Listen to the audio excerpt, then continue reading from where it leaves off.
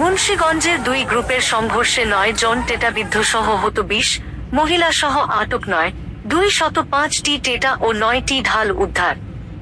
মুন্সিগঞ্জের সিরাজদিখান উপজেলার বালুচর ইউনিয়নের পূর্ব চান্দেরচর গ্রামে আধিপত্য বিস্তারকে কেন্দ্র করে বুধবার সকাল 6টার দিকে দুই পক্ষের মধ্যে সংঘর্ষেও ঘটনা ঘটেছে। এ সময় উভয় পক্ষের 9 জন টেটাবিদ্ধ সহ 20 জন আহত হয়েছেন।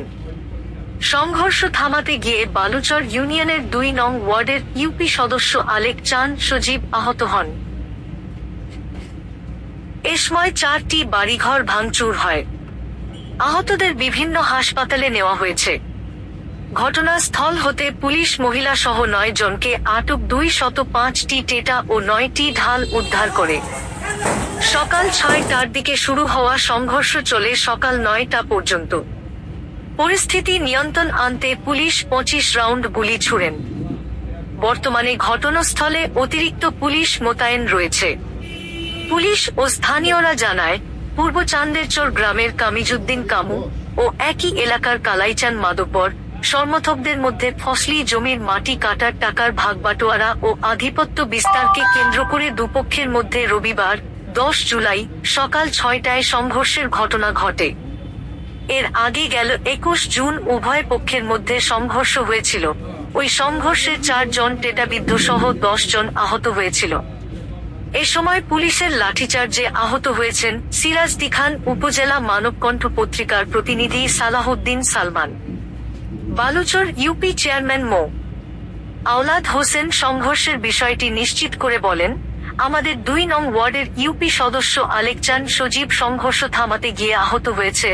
বর্তমান সে স্থানীয় একটি হাসপাতালে ভর্তি আছে। বেশ কয়েকজন টেটাবিদ্ধ হয়েছে বলে আমি শুনেছি। সিরাজদিখান থানার ওসি মো. মুজাহিদুল ইসলাম জানান, ফসলি জমির মাটি কাটার টাকা ভাগবাটোয়ারা আর আধিপত্য বিস্তারকে কেন্দ্র করে মারামারি হয়েছে। একটনায় বেশ কয়েকজন টেটাবিদ্ধ আছে। পরিস্থিতি নিয়ন্ত্রণে 25 রাউন্ড গুলি ছোড়া হয়েছে।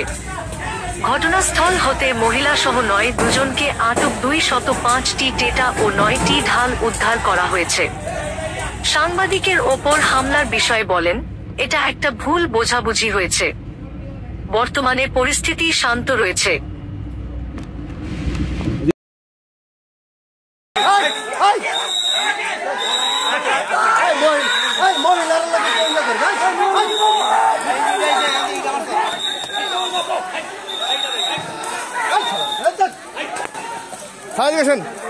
ডেস্ক নিউজ, বিক্রমপুর চিত্র।